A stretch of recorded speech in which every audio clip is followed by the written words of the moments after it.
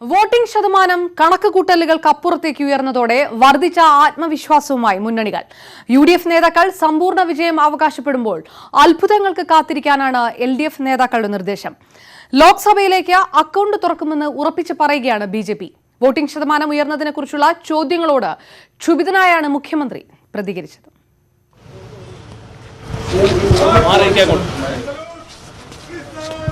പഴയ കടക്കൂപ്പുറത്തിനെ ഓർമ്മിപ്പിക്കുന്നതായിരുന്നു വോട്ടെടുപ്പിന്റെ അടുത്ത ദിവസം മുഖ്യമന്ത്രിയുടെ പ്രതികരണം. പോളിംഗ് നിരക്ക് ഉയർന്നതിനെക്കുറിച്ചുള്ള ചോദ്യങ്ങളുമായി സമീപിച്ച മാധ്യമങ്ങളോട് മാറി നിൽക്കാൻ കൽപ്പിച്ചായിരുന്നു മുഖ്യമന്ത്രിയുടെ മടക്കം. മുഖ്യമന്ത്രി പ്രതികരിച്ചില്ലെങ്കിലും തികഞ്ഞ ആത്മവിശ്വാസത്തിലായിരുന്നു LDF convener A. Vijayaraghavan. Polling ഉയർന്നതുകൊണ്ട് LDFന് നഷ്ടമുണ്ടാകില്ല. ഈ തെരഞ്ഞെടുപ്പുമായി ബന്ധപ്പെടുത്തി ഉയർന്ന പോളിംഗ് ശതമാനം ഇടതുപക്ഷത്തിന്റെ പ്രതീക്ഷകളെ വർദ്ധിപ്പിക്കുകയാണ്. ശബരിമല ചർച്ചാ വിഷയമായിട്ടില്ലെന്നും വിജയരാഘവൻ പറഞ്ഞു. കേരളത്തിൽ രാഹുൽ തരംഗം എന്നായിരുന്നു കോൺഗ്രസ് പ്രവർത്തക സമിതി അംഗം AK ആന്റണിയുടെ പ്രതികരണം. രാഹുൽ ഗാന്ധിയുടെ സ്ഥാനാർത്ഥിത്വം കേരളത്തിലെ വോട്ടർമാർക്കിടയിൽ, പ്രത്യേകിച്ച് ചെറുപ്പക്കാർക്കിടയിൽ വലിയൊരു ആവേശമുണ്ടാക്കിയിട്ടുണ്ട്. കേന്ദ്രത്തിൽ സർക്കാരുണ്ടാക്കാൻ ഇടതു സഹായം തേടുന്നതിൽ തെറ്റില്ലെന്നും ആന്റണി പറഞ്ഞുവെച്ചു. UDF ചരിത്രപരമായ വിജയം നേടുമെന്ന് കൺവീനർ ബെന്നി ബെഹനാൻ പ്രതികരിച്ചു. 20 മണ്ഡലങ്ങളും UDF തൂത്തുവാരുമെന്ന് KPCC പ്രസിഡന്റ് മുല്ലപ്പള്ളി രാമചന്ദ്രൻ. 20 ലോക്സഭാ നിയോജകമണ്ഡലങ്ങളും കോൺഗ്രസും ഐക്യജനാധിപത്യ കക്ഷിയും തൂത്തുവാരുമെന്നാണ് ഇത് സംബന്ധമായി ഞാൻ നടത്തിയ വിലയിരുത്തലിന്റെ ഫലമായിട്ട് എനിക്ക് പറയാൻ സാധിക്കുക. BJP കേരളത്തിൽ നിന്ന് അക്കൗണ്ട് തുറക്കുമെന്ന കാര്യത്തിൽ പൂർണ്ണ ആത്മവിശ്വാസത്തിലാണ് സംസ്ഥാന അധ്യക്ഷൻ PS ശ്രീധരൻപിള്ള. വളരെ ഗുണപരമായ ഒരു മാറ്റം കേരള രാഷ്ട്രീയത്തിൽ ഉണ്ടാകും എന്നാണ് തെരഞ്ഞെടുപ്പിനെ തുടർന്നുള്ള പ്രാഥമികമായി കിട്ടിയ വിവരങ്ങൾ സൂചിപ്പിക്കുന്നത്. കുറഞ്ഞത് 12 സീറ്റ് കിട്ടുമെന്നാണ് ഇടതുമുന്നണിയുടെ കണക്ക്. 16 വരെ ലഭിച്ചേക്കാം എന്ന ആത്മവിശ്വാസത്തിൽ നിന്നാണ് അത്ഭുതങ്ങൾക്ക് കാത്തിരിക്കാൻ അവർ പറയുന്നത്. 15 സീറ്റിൽ ജയം ഉറപ്പാണെന്നും തരംഗത്തിൽ കൂടുതൽ കിട്ടുമെന്നും UDFും കണക്കുകൂട്ടുന്നു. വടക്കൻ മണ്ഡലങ്ങളിലെല്ലാം വോട്ട് ചെയ്തത് 10 ലക്ഷത്തിലധികം ആളുകളാണ്. ഇതാണ് രാഹുൽ എഫക്ട് എന്ന വിലയിരുത്തലിന് പിന്നിൽ. ശബരിമല ചർച്ചയായ തിരുവനന്തപുരത്തും പത്തനംതിട്ടയിലും 10 ലക്ഷത്തിലധികം പേർ വോട്ട് ചെയ്തു. ആര് ജയിക്കുമെന്നതല്ല, ഏത് തന്ത്രം ജയിച്ചു എന്നതിന് തീർപ്പ് കൽപ്പിക്കലാകും മെയ് 23 നടക്കുക. VV Arun, News 18 Thiruvananthapuram. സംസ്ഥാനത്തെ വോട്ടിംഗ് ശതമാനം 77.68. പോളിംഗ് ശതമാനം ഏറ്റവും കൂടുതൽ കണ്ണൂരും കുറവ് തിരുവനന്തപുരത്തുമാണ്. 8 മണ്ഡലങ്ങളിൽ 80% മുകളിൽ പോളിംഗ് നടന്നു. എറണാകുളത്തെ കളമശ്ശേരിയിലെ ഒരു ബൂത്തിൽ റീപോളിംഗ് നടത്തുമെന്ന് തെരഞ്ഞെടുപ്പ് ഓഫീസർ ടിക്കാറാം മീണ പറഞ്ഞു. കഴിഞ്ഞ 30 വർഷത്തിനിടെ സംസ്ഥാനത്ത് രേഖപ്പെടുത്തുന്ന ഏറ്റവും ഉയർന്ന പോളിംഗ് ശതമാനമാണ് ഇത്തവണത്തേത്. 77.68% ആണ് മൊത്തം നമ്മുടെ സംസ്ഥാനത്തിൽ ഉണ്ടായത്. 8 ജില്ലകളിലെ 80% മേലാണ് പോളിംഗ് ഉണ്ടായത്. 2014 തെരഞ്ഞെടുപ്പിനേക്കാൾ 3.66% കൂടുതൽ. കണ്ണൂർ മണ്ഡലത്തിലാണ് ഏറ്റവും കൂടുതൽ പോളിംഗ് രേഖപ്പെടുത്തിയത്. 83.06%. കുറവ് തിരുവനന്തപുരത്ത് 73.45%. എറണാകുളം കളമശ്ശേരി ബൂത്ത് നമ്പർ 83-ൽ റീപോളിംഗ് നടത്താൻ തീരുമാനിച്ചതായി തെരഞ്ഞെടുപ്പ് ഓഫീസർ ടിക്കാറാം മീണ അറിയിച്ചു. തീയതി പിന്നീട് തീരുമാനിക്കും. പരാതിപ്പെടുന്നവർക്കെതിരെ കേസെടുക്കുന്നതിനോട് യോജിപ്പില്ലെങ്കിലും പാർലമെന്റ് പാസാക്കിയ നിയമം നടപ്പാക്കിയേ മതിയാകൂ എന്ന് ടിക്കാറാം മീണ പറഞ്ഞു. ഇത്രയൊരു സുഖകരമായിട്ടുള്ള ഒരു സംഭവം ആണ്, ഇത് നിയമമാണ് എന്ന് എൻ്റെ വാദമല്ല. But this is the rule. Kannur, Kasaragod, Vadakara, Wayanad, Kozhikode, Alathur, Chalakudy, Alappuzha എന്നീ മണ്ഡലങ്ങളിൽ 80%-ലധികം വോട്ട് രേഖപ്പെടുത്തിയിട്ടുണ്ട്. മുൻ തെരഞ്ഞെടുപ്പിനെ അപേക്ഷിച്ച് പോളിംഗ് ശതമാനത്തിൽ വൻ വർധനവുണ്ടായത് പത്തനംതിട്ടയിലാണ്. 8% വർധന. ആറ്റിങ്ങൽ, ഇടുക്കി മണ്ഡലങ്ങളിൽ 2014 തെരഞ്ഞെടുപ്പിനേക്കാൾ 6% വോട്ട് അധികം രേഖപ്പെടുത്തി. സംസ്ഥാന ശരാശരിക്ക് വളരെ താഴെ മാത്രം പോളിംഗ് ശതമാനം നിൽക്കാറുള്ള തിരുവനന്തപുരത്ത് ഇത്തവണ 5%-ലധികമാണ് പോളിംഗ് വർധന. ഉയർന്ന പോളിംഗ് ശതമാനത്തിൽ ഒരുപോലെ ആശങ്കയും ആത്മവിശ്വാസവും നൽകുന്നുണ്ട് മുന്നണികൾക്ക്. ഉമേഷ് ബാലകൃഷ്ണൻ, News 18 തിരുവനന്തപുരം. വടക്കൻ കേരളത്തിൽ വ്യാപകമായി കള്ളവോട്ട് നടന്നെന്ന് കോൺഗ്രസ്. തലശ്ശേരിയിലും കൂത്തുപറമ്പിലും സംഘടിതമായി കള്ളവോട്ട് നടന്നെന്ന് KPCC പ്രസിഡന്റ് മുല്ലപ്പള്ളി രാമചന്ദ്രൻ ആരോപിച്ചു. കള്ളവോട്ട് നടന്നു എന്നതിന് തെളിവുണ്ടെന്ന് K. സുധാകരനും രാജ്മോഹൻ ഉണ്ണിത്താനും പറഞ്ഞു. എന്നാൽ UDF ആരോപണം പരാജയം മുന്നിൽ കണ്ടിട്ടാണെന്നായിരുന്നു MV ജയരാജന്റെ മറുപടി. തലശ്ശേരിയിലും കൂത്തുപറമ്പിലും വ്യാപകമായി കള്ളവോട്ട് നടന്നെന്നായിരുന്നു KPCC പ്രസിഡന്റ് മുല്ലപ്പള്ളി രാമചന്ദ്രന്റെ ആരോപണം. P. ജയരാജന്റെ ബൂത്തിലും കള്ളവോട്ട് നടന്നു. പരാതി പറയുന്നവർക്കെതിരെ തെരഞ്ഞെടുപ്പ് കമ്മീഷൻ കേസെടുക്കുന്നത് അംഗീകരിക്കാനാവില്ലെന്നും മുല്ലപ്പള്ളി പറഞ്ഞു. ഇടതുപക്ഷ ജനാധിപത്യ മുന്നണിയുടെ വടകര മത്സരിക്കുന്ന സ്ഥാനാർത്ഥിയുടെ വീടും പരിസരത്തുള്ള ബൂത്തുകൾ മാത്രം എടുത്ത് പരിശോധിച്ചാൽ എത്രത്തോളം കള്ളവോട്ടുകൾ നടന്നു എന്ന കാര്യം അവിടെ CCTV ഉണ്ടെങ്കിൽ, അല്ലെങ്കിൽ മറ്റ് സംവിധാനങ്ങൾ നിലവിലുണ്ടെങ്കിൽ അത് തെളിയിക്കപ്പെടുക തന്നെ ചെയ്യും. കാസർഗോഡും കണ്ണൂരിലും കള്ളവോട്ട് നടന്നു എന്ന പരാതി രാജ്മോഹൻ ഉണ്ണിത്താനും കെ സുധാകരനുമുണ്ട്. UDF മേഖലകളിൽ പോളിംഗ് കുറഞ്ഞതിലും ഉണ്ണിത്താന് ആശങ്കയുണ്ട്. കള്ളവോട്ട് ശരിക്കും നടന്നിട്ടുണ്ട്.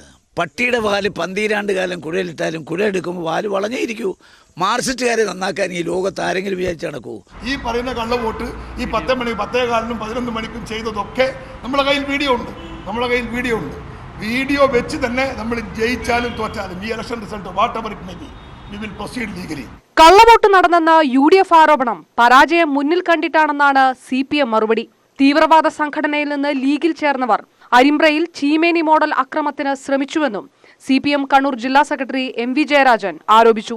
തെരഞ്ഞെടുപ്പിൽ കള്ളവോട്ടോ ക്രമക്കേടോ നടന്നിട്ടില്ല എന്നതാണ്. News desk news 18. വോട്ടെടുപ്പിന് പിന്നാലെ വോട്ട് മറിക്കലിന്റെയും കാലുവാരലിന്റെയും ആരോപണങ്ങളുമായി UDF സ്ഥാനാർത്ഥികൾ. ജയസാധ്യത ഇല്ലാതാക്കാൻ ഗൂഢാലോചന നടന്നതായി പാലക്കാട് മണ്ഡലത്തിലെ UDF സ്ഥാനാർത്ഥി VK ശ്രീകണ്ഠൻ ആരോപിച്ചു. അതേസമയം ശ്രീകണ്ഠന്റെ ആരോപണം KPCC അധ്യക്ഷൻ മുല്ലപ്പള്ളി രാമചന്ദ്രൻ തള്ളി. ഉയർന്ന പോളിംഗ് ശതമാനത്തിൽ പ്രതീക്ഷയർപ്പിക്കുമ്പോഴും അടിയൊഴുക്കിനെ കുറിച്ചുള്ള ആശങ്കയിലാണ് സ്ഥാനാർത്ഥികൾ. ഇതാദ്യം പങ്കുവച്ചത് പാലക്കാട്ടെ UDF സ്ഥാനാർത്ഥി VK ശ്രീകണ്ഠനാണ്. വിരളി പൂണ്ട ചില ആളുകൾ തെരഞ്ഞെടുപ്പ് സമയത്ത് തന്നെ വലിയ ഗൂഢാലോചന നടത്തിയിരുന്നു. അത് പാർട്ടിയിലും മുന്നണിയിലും അല്ലാന്ന് വളരെ വ്യക്തമായിട്ട് പറഞ്ഞിട്ടുണ്ട്. RMPയുടെ വോട്ടിൽ 1% പോലും ചോർച്ചയുണ്ടായിട്ടില്ല എന്ന് മാത്രമല്ല, വളരെ സിസ്റ്റമാറ്റിക് ആയിട്ട് ഇന്നലെ പോലും ആ ഒരു ഫീൽഡിലുണ്ടായി. സ്ഥാനാർത്ഥി നിർണയത്തിൽ തുടക്കത്തിൽ പ്രതിഷേധമുണ്ടായിരുന്നെങ്കിലും മികച്ച വിജയം നേടുമെന്നാണ് പത്തനംതിട്ടയിലെ UDF സ്ഥാനാർത്ഥി ആന്റോ ആന്റണിയുടെ പ്രതീക്ഷ. സജീവമായ പങ്കാളിത്തം വഹിക്കാത്ത എല്ലാവരും ഒരുമിച്ച് ചേർന്ന് അവർക്ക് പ്രതികരിക്കാനുള്ള തെരഞ്ഞെടുപ്പാണ് എന്നുള്ള ഉറച്ച വിശ്വാസത്തിൽ വോട്ട് ചെയ്തു എന്നുള്ളതാണ് തെരഞ്ഞെടുപ്പിൽ കാണാൻ കഴിഞ്ഞത്. ആലപ്പുഴയിൽ സ്ഥാനാർത്ഥിയാകുന്നതിൽ താല്പര്യക്കുറവുണ്ടായിരുന്നില്ലെന്ന് ഷാനിമോൾ ഉസ്മാൻ പറഞ്ഞു. പാർട്ടി എന്നെ ഡയറക്റ്റ് ആയിട്ട് തന്നെ ഈ സീറ്റിലേക്ക് പരിഗണിക്കുകയായിരുന്നു, അല്ലാതെ ഞാൻ ഇത് വേണ്ടെന്ന് ഒരിക്കലും പറഞ്ഞിട്ടില്ല. തനിക്കെതിരായ ആരോപണങ്ങൾക്ക് മെയ് 23 ജനം മറുപടി നൽകുമെന്ന് MK രാഘവൻ വ്യക്തമാക്കി. ഞങ്ങൾ വളരെ ഊർജ്ജസ്വലരായി ഈ തെരഞ്ഞെടുപ്പിൽ CPM പാഠം പഠിപ്പിക്കാൻ തീരുമാനിച്ചിരിക്കുക. അത് 23-ാം തീയതി രാവിലെ അറിയും. ഇടുക്കിയിലെ പോളിംഗ് ശതമാനം ഉയർന്നത് UDFന് ഗുണകരമാണെന്ന് ഡീൻ കുര്യാക്കോസ് പ്രതികരിച്ചു. നല്ല ഭൂരിപക്ഷത്തിൽ 7 അസംബ്ലി നിയോജകമണ്ഡലത്തിലും വ്യക്തമായ മേൽക്കൈ UDFന് കിട്ടുമെന്നുള്ളതാണ് പ്രാഥമിക വിലയിരുത്തൽ. പ്രചാരണം തൃപ്തികരമല്ലെന്ന് പരാതി ഉന്നയിച്ചിരുന്ന ശശി തരൂർ ആത്മവിശ്വാസത്തിലാണ്. കോൺഗ്രസ് വോട്ട് മറിച്ചിട്ടില്ലെന്നും തരൂർ പറയുന്നു. ശരിക്കും പറയുകയാണെങ്കിൽ ഈ തവണ ശരിക്കും ഒരു ക്യാമ്പയിൻ ഇതിനെക്കാളും നന്നായി ചെയ്യാൻ ആർക്കും സാധിക്കില്ല. സ്ഥാനാർത്ഥി നിർണയ സമയത്തെ പരാതികൾ വിജയസാധ്യതയെ ബാധിക്കുമെന്ന ആശങ്ക മറ്റു ചില സ്ഥാനാർത്ഥികൾക്കുമുണ്ട്. വരും ദിവസങ്ങളിൽ തുറന്ന പ്രതികരണം നടത്തുമെന്നാണ് ഇവർ നൽകുന്ന സൂചന. News desk news 18. BJPയെ ഒറ്റപ്പെടുത്താനുള്ള ന്യൂനപക്ഷങ്ങളുടെ ശ്രമം അവർക്ക് ഗുണം ചെയ്യില്ലെന്ന് സംസ്ഥാന അധ്യക്ഷൻ PS ശ്രീധരൻപിള്ള. മോദി ഇതേവരെ എല്ലാവരോടും നീതിപൂർവ്വമാണ് പെരുമാറിയതെന്നും ശ്രീധരൻപിള്ള പറഞ്ഞു. വർഗീയവാദിയെന്ന് ചിത്രീകരിച്ച് ചിലർ അപവാദ പ്രചരണം നടത്തിയെന്ന് കുമ്മനം രാജശേഖരനും പറഞ്ഞു. നരേന്ദ്രമോദി അധികാരത്തിൽ വരുമെന്നുള്ള കാര്യം 100% ഉറപ്പാണ്. നീതിപൂർവ്വമാണ് ഇതുവരെ എല്ലാവരോടും പെരുമാറിയിട്ടുള്ളത്. അതുകൊണ്ട് അങ്ങനെ സംഘടിച്ച് അവർ വോട്ട് ചെയ്തിട്ടുണ്ടെങ്കിൽ എനിക്കൊന്നേ പറയാനുള്ളൂ, അത് അവരുടെ താല്പര്യങ്ങൾക്ക് വേണ്ട വിധത്തിൽ കണക്കാക്കിയാണോ എന്നുള്ള കാര്യം അവർ പരിശോധിക്കട്ടെ. അങ്ങനെ വോട്ട് ചെയ്യിച്ച താങ്കൾ പറഞ്ഞ എൻ്റെ വാക്കല്ല, സംഘടിതമായ ന്യൂനപക്ഷങ്ങൾ നരേന്ദ്രമോദി വരാതിരിക്കാനായി വോട്ട് ചെയ്തു എന്നുള്ള ആക്ഷേപം താങ്കൾ പറയുമ്പോൾ രണ്ടു കൂട്ടരും എന്നെ തേജോവധം ചെയ്യുന്നതിലായിരുന്നു ശ്രദ്ധിച്ചിരുന്നു. പക്ഷേ ഞാൻ ഈ നാട്ടിലെ ന്യൂനപക്ഷ സഹോദരങ്ങളിൽ അർപ്പിച്ച വിശ്വാസം അവർ നെഞ്ചോട് ചേർത്തുകൊണ്ട് എന്നെ സ്നേഹിക്കുകയും എന്നോടൊപ്പം നിലകൊള്ളുകയും ചെയ്തു എന്ന് ഞാൻ വിചാരിക്കുകയാണ്. തെരഞ്ഞെടുപ്പ് പ്രചാരണത്തിനിടെ വർഗീയ പരാമർശം നടത്തിയ സംഭവത്തിൽ BJP സംസ്ഥാന അധ്യക്ഷൻ PS ശ്രീധരൻപിള്ളയ്ക്ക് ഹൈക്കോടതി നോട്ടീസ് അയച്ചു. വർഗീയ പരാമർശ വിഷയത്തിൽ താൻ മാപ്പു പറഞ്ഞെന്ന് പ്രസ്താവിച്ച മുഖ്യ തെരഞ്ഞെടുപ്പ് ഓഫീസർ ടിക്കാറാം മീണയ്ക്കെതിരെ മാനനഷ്ട കേസ് ഫയൽ ചെയ്യുമെന്ന് ശ്രീധരൻപിള്ള പറഞ്ഞു. വിഷയത്തിൽ പ്രതികരിക്കാനില്ലെന്ന് മീണ പ്രതികരിച്ചു. ആറ്റിങ്ങലിൽ തിരഞ്ഞെടുപ്പ് പ്രചാരണത്തിനിടെ വർഗീയ പരാമർശം നടത്തിയെന്ന പരാതിയിലാണ് ശ്രീധരൻപിള്ളയ്ക്കെതിരെ ഹൈക്കോടതി നോട്ടീസ് അയച്ചത്. കേസെടുക്കണമെന്നാവശ്യപ്പെട്ട് V ശിവൻകുട്ടി നൽകിയ ഹർജിയിലാണ് സിംഗിൾ ബെഞ്ചിന്റെ നടപടി. കേസ് വേനലവധിക്ക് ശേഷം വീണ്ടും പരിഗണിക്കും. അതേസമയം വിവാദ പരാമർശങ്ങളുടെ പേരിൽ താൻ മാപ്പു പറഞ്ഞു എന്ന മുഖ്യ തിരഞ്ഞെടുപ്പ് ഓഫീസർ ടിക്കാറാം മീണയുടെ പ്രസ്താവന കള്ളമാണെന്നും അതിനെതിരെ മാനനഷ്ട കേസ് ഫയൽ ചെയ്യുമെന്നും PS ശ്രീധരൻപിള്ള പറഞ്ഞു. തന്നെ വിഡ്ഢിതം പറഞ്ഞു നടക്കുന്ന ആളായി ചിത്രീകരിച്ചെന്നും പിള്ള ആരോപിച്ചു. ഞാനും അദ്ദേഹം 2 തട്ടിലായിട്ട് വന്നിരിക്കുന്നു. അദ്ദേഹത്തിന് എന്നെപ്പറ്റി ആക്ഷേപമുണ്ട്. എന്നെ അപകീർത്തിപ്പെടുത്തിയെന്നുള്ള ഒരു പ്രതിസ്പന്ദം എനിക്കുമുണ്ട്. ഇത് കോടതിയിലേക്ക് കൊടുക്കാൻ പോകുന്നു. വിഷയത്തിൽ പ്രതികരിക്കാനില്ലെന്ന് ടിക്കാറാം മീണ വ്യക്തമാക്കി. വോട്ടെടുപ്പ് കഴിഞ്ഞതിനാൽ പെരുമാറ്റച്ചട്ടത്തിൽ ഇളവ് നൽകും. I have no comment about these things now. Election is over. News desk news 18. Chief ജസ്റ്റിസിനെ ലൈംഗിക പീഡന കേസിൽ കൊടുക്കാൻ ഗൂഢാലോചന നടന്നെന്ന ആരോപണം അന്വേഷിക്കുമെന്ന് സുപ്രീംകോടതി. അന്വേഷണം നടത്താതെ കണ്ണടച്ചാൽ രാജ്യത്തിന് സുപ്രീംകോടതിയിലുള്ള വിശ്വാസം നഷ്ടമാകുമെന്ന് കോടതി പറഞ്ഞു. ആരോപണവുമായി ബന്ധപ്പെട്ട് CBI, ഡൽഹി പോലീസ്, IB എന്നിവയിലെ ഉദ്യോഗസ്ഥരുമായി ജഡ്ജിമാർ ചേംബറിൽ ചർച്ച നടത്തി. ചീഫ് ജസ്റ്റിസിനെതിരെ ലൈംഗികാരോപണം ഉന്നയിച്ച യുവതിയോട് വെള്ളിയാഴ്ച ആഭ്യന്തര അന്വേഷണ സമിതിക്ക് മുന്നിൽ ഹാജരാകാൻ ആവശ്യപ്പെട്ടു. ചീഫ് ജസ്റ്റിസിനെതിരായ ലൈംഗികാരോപണം അന്വേഷിക്കാൻ പ്രത്യേക സമിതിയെ നിയോഗിച്ചതിന് പിന്നാലെയാണ് ചീഫ് ജസ്റ്റിസിനെ കൊടുക്കാൻ ഗൂഢാലോചന നടന്നെന്ന ആരോപണവും അന്വേഷിക്കാനുള്ള നീക്കം. ഗൂഢാലോചന ആരോപണം ഉന്നയിച്ച അഡ്വക്കേറ്റ് ഉത്സവ് സിംഗ് ബെയിൻസിന്റെ വാദം സുപ്രീംകോടതി ഇന്ന് 2 തവണകളായി കേട്ടു. മുദ്രവെച്ച 2 കവറുകൾ കോടതിക്ക് കൈമാറിയ ബെയിൻസ് സുപ്രീംകോടതിയിൽ നിന്ന് പുറത്താക്കപ്പെട്ട 3 ജീവനക്കാർ ഒരു പ്രമുഖ കോർപ്പറേറ്റ് സ്ഥാപനവുമായി ചേർന്ന് ഗൂഢാലോചന നടത്തിയെന്നാണ് കോടതിയെ അറിയിച്ചത്. ആരോപണത്തിൽ അന്വേഷണം നടന്നില്ലെങ്കിൽ ജഡ്ജിമാർക്ക് മാത്രമല്ല സുപ്രീംകോടതിക്ക് പോലും അതിജീവിക്കാനാകില്ലെന്ന് ജസ്റ്റിസ് അരുൺ മിശ്ര അധ്യക്ഷനായ ബെഞ്ച് പറഞ്ഞു. സുപ്രീംകോടതിയിലെ കേസുകളിൽ അനുകൂല വിധി ലഭ്യമാക്കാൻ ഇടപെടുന്നവരുണ്ടെന്ന് സത്യവാങ്മൂലത്തിൽ പറയുന്നതിനാൽ വിഷയം വെവ്വേറെ പരിശോധിക്കും. കോടതി മേൽനോട്ടത്തിൽ അന്വേഷണത്തിന് പ്രത്യേക സംഘത്തെ നിയമിക്കുമെന്ന സൂചനയാണ് ജഡ്ജിമാർ നൽകിയത്. CBI joint director, Delhi police commissioner, IB ഉദ്യോഗസ്ഥർ എന്നിവരെ ചേംബറിലേക്ക് വിളിച്ചുവരുത്തി ജഡ്ജിമാർ ചർച്ച നടത്തി. ബെയിൻസിന്റെ വാദങ്ങൾക്ക് കോടതി അമിത പ്രാധാന്യം നൽകുന്നതിനെ അഡ്വക്കേറ്റ് ഇന്ദിരാ ജയ്സിംഗ് ചോദ്യം ചെയ്തു. എന്നാൽ ലൈംഗികാരോപണ അന്വേഷണത്തെ ഈ കേസിലെ നടപടികൾ സ്വാധീനിക്കില്ലെന്നായിരുന്നു കോടതി വിശദീകരണം. അഡ്വക്കേറ്റ് ബെയിൻസ് നൽകുന്ന പുതിയ സത്യവാങ്മൂലത്തിന്റെ അടിസ്ഥാനത്തിൽ കേസ് നാളെ വീണ്ടും പരിഗണിക്കും. M. ഉണ്ണികൃഷ്ണൻ, ന്യൂസ് 18, ഡൽഹി. നീതി ലഭിച്ചതായി ഗുജറാത്ത് കലാപത്തിലെ ഇര ബിൽക്കിസ് ബാനു. കോടതി വിധിച്ച 50 ലക്ഷം രൂപ നഷ്ടപരിഹാരത്തിൽ നിന്ന് തന്നെപ്പോലെ പോരാടുന്ന മറ്റു സ്ത്രീകൾക്കും അവരുടെ മക്കളുടെ വിദ്യാഭ്യാസത്തിനും പണം നൽകും. നഷ്ടപരിഹാരവും ജോലിയും വിധിച്ച കോടതി വിധിയിൽ സന്തോഷമുണ്ട്. താൻ സഹിച്ച ദുഃഖവും പീഡനങ്ങളും കോടതി തിരിച്ചറിഞ്ഞത് വലിയ കാര്യമാണെന്നും ബിൽക്കിസ് ബാനു ഡൽഹിയിൽ പറഞ്ഞു. 50% VVPAT എണ്ണാനാകില്ലെന്ന സുപ്രീംകോടതി വിധിക്കെതിരെ പ്രതിപക്ഷ പാർട്ടികൾ പുനഃപരിശോധനാ ഹർജി നൽകി. 21 പ്രതിപക്ഷ പാർട്ടികളാണ് പുനഃപരിശോധനാ ഹർജി നൽകിയത്. വോട്ടിംഗ് യന്ത്രങ്ങൾക്കെതിരായി പരാതി വർദ്ധിക്കുന്ന സാഹചര്യത്തിൽ 50% VVPAT എണ്ണേണ്ടത് അനിവാര്യമെന്നാണ് പാർട്ടികളുടെ വാദം. ഒരു ലോക്സഭാ മണ്ഡലത്തിലെ ഓരോ നിയമസഭാ മണ്ഡലത്തിലും 5 വോട്ടിംഗ് യന്ത്രങ്ങളിലെ VVPAT എണ്ണാനായിരുന്നു സുപ്രീംകോടതി വിധി. ഗതാഗത വകുപ്പിന്റെ പരിശോധനയിൽ സ്വകാര്യ ബസ്സുകളുടെ വ്യാപക ക്രമക്കേടുകൾ കണ്ടെത്തി. ഓപ്പറേഷൻ നൈറ്റ് റൈഡേഴ്സ് എന്ന പേരിൽ നടത്തിയ റെയ്ഡിൽ നിയമലംഘനം നടത്തിയ 46 ബസ്സുകൾക്ക് നോട്ടീസ് നൽകി. തിരുവനന്തപുരം തമ്പാനൂരിലെ അന്തർ സംസ്ഥാന ബസ് ബുക്കിംഗ് ഓഫീസുകളിൽ ലൈസൻസ് ഇല്ലാത്തവയ്ക്ക് മോട്ടോർ വാഹന വകുപ്പ് നോട്ടീസ് നൽകി. കല്ലട ബസ്സിൽ ജീവനക്കാരെ മർദ്ദിച്ച സംഭവത്തിൽ ബസ് കമ്പനി ഉടമ സുരേഷ് കല്ലട നേരിട്ട് ഹാജരാകണമെന്ന് സംസ്ഥാന മനുഷ്യാവകാശ കമ്മീഷൻ ഉത്തരവിട്ടു. സ്വകാര്യ ബസ്സുകളുടെ നിയമലംഘനം കണ്ടെത്താൻ ചെക്ക് പോസ്റ്റുകളിലും അതിർത്തികളിലുമായിരുന്നു ഗതാഗത വകുപ്പിന്റെ പ്രധാന പരിശോധന. തിരുവനന്തപുരത്താണ് കൂടുതൽ നിയമലംഘനങ്ങൾ കണ്ടെത്തിയത്, 22 എണ്ണം. പാലക്കാട് 18ഉം കാസർഗോഡ് 6ഉം വയനാട് 2 ബസ്സുകൾക്ക് നിയമലംഘനം നടത്തിയതിന് നോട്ടീസ് നൽകി. വഴിയിൽ നിർത്തി യാത്രക്കാരെ കയറ്റുക, പാഴ്സൽ കയറ്റുക എന്നിവയാണ് പ്രധാന നിയമലംഘനങ്ങൾ. ഓപ്പറേഷൻ നൈറ്റ് റൈഡേഴ്സ് വരും ദിവസങ്ങളിലും തുടരും. ഭൂരിഭാഗം ബസ് ബുക്കിംഗ് യന്ത്രങ്ങളും ലൈസൻസ് ഇല്ലാതെയാണ് പ്രവർത്തിക്കുന്നതെന്ന് തിരുവനന്തപുരം തമ്പാനൂരിൽ നടത്തിയ പരിശോധനയിൽ കണ്ടെത്തി. കല്ലട ട്രാവൽസിന്റെ അടക്കം ലൈസൻസ് ഇല്ലാത്ത ഓഫീസുകൾക്ക് 7 ദിവസത്തിനകം ലൈസൻസ് നേടാൻ നോട്ടീസ് നൽകി. LAPT ലൈസൻസ് എടുക്കാത്ത ഓഫീസുകൾ, ടിക്കറ്റിംഗ് ഏജന്റുമാരുടെ ഓഫീസുകളിൽ അവർക്ക് ഒരു നോട്ടീസ് കൊടുത്തിട്ടുണ്ട്. 7 ദിവസത്തിനുള്ളിൽ LAPT ലൈസൻസ് എടുത്തിരിക്കണം എന്ന് കാണിച്ച് നോട്ടീസ് കൊടുത്തിട്ടുണ്ട്. കല്ലട ബസ്സിൽ യാത്രക്കാരനെ മർദ്ദിച്ച കേസിൽ തൃക്കാക്കര ACPയുടെ നേതൃത്വത്തിലുള്ള പോലീസ് സംഘം തമിഴ്നാടെത്തി. മർദ്ദനമേറ്റ സേലത്തു നിന്നുള്ള 2 യാത്രക്കാരുടെ മൊഴി രേഖപ്പെടുത്താനാണ് സംഘം പോയത്.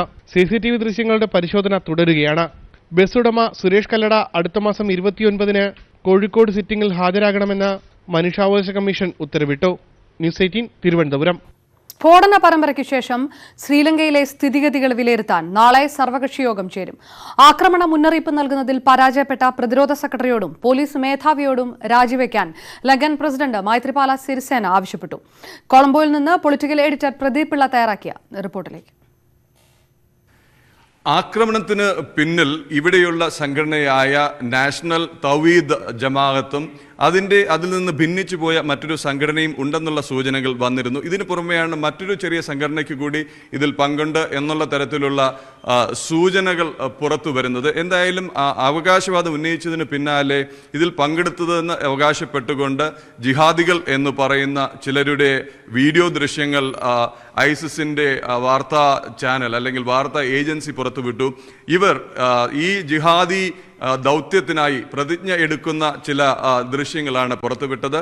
ഒപ്പം ഇവരുടെ എല്ലാ പേര് വിവരങ്ങളും ഈ ഇതിൽ പറയുന്നു. ഇതിന് പിന്നാലെയാണ് ഇങ്ങനെ ഒരു ഇൻ്റലിജൻസ് പരാജയം ഉണ്ടായതായി, അതല്ലെങ്കിൽ ഇന്ത്യ അടക്കമുള്ള സുഹൃത്ത് രാജ്യങ്ങൾ നൽകിയ ഇൻ്റലിജൻസ് മുന്നറിയിപ്പുകൾ വേണ്ട വിധം ഉപയോഗപ്പെടുത്തുന്നതിൽ നിന്നും ഈ ദുരന്തം, ഈ ഒരു വലിയ ഭീകരാക്രമണം തടയുന്നതിലും പരാജയപ്പെട്ടു എന്നുള്ള വിമർശനവും ആക്ഷേപവും ശ്രീലങ്കൻ സർക്കാർ നേരിടേണ്ടി വരുന്നത്. ഇത് സർക്കാരിൽ പ്രധാനമന്ത്രിയും പ്രസിഡന്റും തമ്മിലുള്ള ശീതയുദ്ധത്തിൻ്റെ ഫലമാണോ ഇപ്പോൾ ഇങ്ങനെയുള്ളൊരു പരാജയത്തിലേക്ക് നയിച്ചത്, അല്ലെങ്കിൽ ഉദ്യോഗസ്ഥർ തമ്മിൽ ഒരു ഏകോപനം ഇല്ലാതെ വന്നത് എന്നുള്ള ചോദ്യത്തിന് ഈ ശ്രീലങ്കൻ മന്ത്രി റുവാൻ വിജയവർദ്ധനെ പറഞ്ഞ മറുപടി എന്താണെന്ന് വെച്ചാൽ, ഇതിപ്പോൾ പരസ്പരം വിരൽ ചൂണ്ടാനോ കുറ്റപ്പെടുത്താനോ ഉള്ള സമയമല്ല. ഇതിപ്പോൾ രാജ്യം നേരിട്ട ദുരന്തം, ഈ ആക്രമണം ഫലപ്രദമായി ഒറ്റക്കെട്ടായി നേരിടേണ്ട സമയം ആണെന്നാണ്. എന്തായാലും ഉണ്ടായ പരാജയങ്ങൾ ഗൗരവമായി എടുക്കുന്നു. ഉണ്ടായ പരാജയങ്ങളെല്ലാം വളരെ ഗൗരവത്തോടു കൂടി തന്നെയാണ് കാണുന്നത്. അതേക്കുറിച്ചെല്ലാം അന്വേഷണവും വളരെ കൃത്യമായ നടപടിയും ഉണ്ടാകും എന്നും അദ്ദേഹം പറയുന്നു. ശ്രീലങ്കയിൽ നാളെ സർവകക്ഷി യോഗം. മറ്റു വാർത്തകളിലേക്ക് പോയാൽ നടൻ മമ്മൂട്ടിയെ വിമർശിച്ച് എറണാകുളം മണ്ഡലത്തിലെ സ്ഥാനാർത്ഥിയും കേന്ദ്രമന്ത്രിയുമായ അൽഫോൺസ് കണ്ണന്താനം. മണ്ഡലത്തിലെ ഇടത് വലത് സ്ഥാനാർത്ഥികൾ മികച്ചവരാണെന്ന മമ്മൂട്ടിയുടെ പ്രസ്താവന അപക്വമാണെന്ന് കണ്ണന്താനം ആരോപിച്ചു. കണ്ണന്താനത്തിന് മറുപടിയുമായി ഹൈബി ഈഡൻ രംഗത്തെത്തി. വോട്ട് ചെയ്യാനെത്തിയ മമ്മൂട്ടി എറണാകുളം മണ്ഡലത്തിലെ LDF സ്ഥാനാർത്ഥിയായ പി രാജീവിനെയും UDF സ്ഥാനാർത്ഥിയായ ഹൈബി ഈഡനെയും ചേർത്ത് പിടിച്ച ഇരുവരും മികച്ചവരാണെന്ന് പറഞ്ഞിരുന്നു. മമ്മൂട്ടിയുടെ ഈ പ്രസ്താവന അപക്വമെന്നാണ് അൽഫോൺസ് കണ്ണന്താനത്തിന്റെ വാദം. തെരഞ്ഞെടുപ്പ് സമയത്ത് ഇങ്ങനെയൊരു പ്രസ്താവന പാടില്ലായിരുന്നുവെന്നും കണ്ണന്താനം പറയുന്നു. മമ്മൂട്ടി വോട്ടിംഗ് കഴിഞ്ഞിട്ട് ഇറങ്ങി വന്നിട്ട് CPM-ന്റെയും കോൺഗ്രസിൻ്റെയും സ്ഥാനാർത്ഥികളെ രണ്ട് സൈഡിൽ നിർത്തിയിട്ട് ഇവർ നല്ല സ്ഥാനാർത്ഥികളാണ് എന്ന് പറഞ്ഞതിൻ്റെ അർത്ഥം എന്താ? മൂന്നാമത് സ്ഥാനാർത്ഥിയായി കേന്ദ്രമന്ത്രിയായ ഞാൻ അൽഫോൺസ് കണ്ണന്താനം 40 വർഷം പൊതുജീവിതത്തിലുണ്ടായത് ഞാൻ കൊള്ളൂലെന്നുള്ളൊരു മെസ്സേജല്ലേ കൊടുക്കുന്നത്. അതേ ഇങ്ങനെയൊക്കെ പറയുന്നത് ഒരു ഇമ്മച്യൂരിറ്റി ആണെന്നാണ് എൻ്റെ കാഴ്ചപ്പാട്. കണ്ണന്താനത്തിന്റെ വിമർശനത്തിൽ മറുപടിയുമായി ഹൈബി ഈഡൻ രംഗത്തെത്തി. LDF UDF സ്ഥാനാർത്ഥികൾ മാത്രമാണ് മികച്ചതെന്ന് മമ്മൂട്ടി പറഞ്ഞിട്ടില്ല എന്നായിരുന്നു ഹൈബിയുടെ വിശദീകരണം. അദ്ദേഹം അങ്ങനെ പറഞ്ഞിട്ടുള്ളതായിട്ടും എൻ്റെ അറിവില്ല. അദ്ദേഹം പറഞ്ഞത് എല്ലാവരും വോട്ടിംഗ് എന്ന് പറയുന്നത് നമ്മുടെ അവകാശമല്ല, അധികാരമാണ്. അത് വിനിയോഗിക്കണം, വോട്ട് ചെയ്യണം. വോട്ടിങ്ങിൻ്റെ പാറ്റേണിനെ കുറിച്ചും ആ രീതിയെക്കുറിച്ചും മാത്രമാണ് അദ്ദേഹം മനസ്സിലാക്കിയെന്നാണ്. മമ്മൂട്ടി NDAയെ മോശമായി ചിത്രീകരിക്കുകയാണെന്നും കണ്ണന്താനത്തിന് പരിഭവമുണ്ട്. പ്രസ്താവനയെക്കുറിച്ച് കണ്ണന്താനത്തിന്റെ മകൻ മമ്മൂട്ടിയെ നേരിൽ കണ്ട് സംസാരിച്ചിരുന്നു. എന്നിട്ടും നിലപാട് മാറ്റാൻ മമ്മൂട്ടി തയ്യാറായിരുന്നില്ലെന്നും കണ്ണന്താനം പറയുന്നു. പോയി സംസാരിച്ചു പുള്ളിയോട് ഞാൻ തെറ്റൊന്നും ചെയ്തിട്ടില്ല. ന്യൂസ് 18 കൊച്ചി. തികഞ്ഞ വിജയ പ്രതീക്ഷയിലാണ് എറണാകുളത്തെ 3 മുന്നണി സ്ഥാനാർത്ഥികളും. ഉയർന്ന പോളിംഗ് ശതമാനം തങ്ങൾക്ക് അനുകൂലമാകുമെന്ന ആത്മവിശ്വാസത്തിലാണ് സ്ഥാനാർത്ഥികൾ. 2014 നടന്ന ലോക്സഭാ തെരഞ്ഞെടുപ്പിൽ എറണാകുളം മണ്ഡലത്തിൽ 73% പോളിംഗ് രേഖപ്പെടുത്തിയതെങ്കിൽ ഇത്തവണ 76% പോളിംഗ്. ഉയർന്ന പോളിംഗിനെ ആത്മവിശ്വാസത്തോടെയാണ് സ്ഥാനാർത്ഥികൾ നോക്കിക്കാണുന്നത്. വിജയപ്രതീക്ഷയുണ്ടെന്നും പോളിംഗ് ശതമാനം വർദ്ധിച്ചതിൽ സന്തോഷമുണ്ടെന്നും ഇടതുപക്ഷ സ്ഥാനാർത്ഥിയായ പി രാജീവ്. കൂടുതൽ ജനങ്ങൾ വോട്ട് ചെയ്തു എന്നുള്ളത് സന്തോഷകരമായ കാര്യമാണ്. ഞങ്ങൾ പരമാവധി ജനങ്ങളിലേക്ക് എത്താനാണ് ശ്രമിച്ചത്. മണ്ഡലത്തിലെ ഉയർന്ന പോളിംഗ് ശതമാനത്തെ UDF ക്യാമ്പും അനുകൂലമായി കരുതുന്നു. പാർട്ടി സംവിധാനത്തിൻ്റെ വിലയിരുത്തലനുസരിച്ച് എറണാകുളം നിയോജകമണ്ഡലത്തിൽ വലിയ തോതിലുള്ള ഒരു ഭൂരിപക്ഷം ഉണ്ടാവുമെന്ന് ഞങ്ങൾ പ്രതീക്ഷിക്കുകയാണ്. സംസ്ഥാനത്തെ ഉയർന്ന പോളിംഗിന് കാരണം മോദി വേവ് ആണെന്നാണ് അൽഫോൺസ് കണ്ണന്താനത്തിന്റെ പ്രതികരണം. എനിക്ക് തോന്നുന്നു ഇതൊരു മോദി വേവിൻ്റെ ഭാഗമായിട്ടുണ്ടായ ഒരു വലിയ പോളിംഗ് ഇൻക്രീസ്, അല്ലെങ്കിൽ 1-2% കൂടുക. അത് വലിയ പോളിംഗ് അല്ലേ ഉണ്ടായിട്ടുണ്ടെങ്കിൽ എനിക്ക് തോന്നുന്നു മോദി വേവിൻ്റെ ഭാഗമാണ്. ന്യൂസ് 18 കൊച്ചി.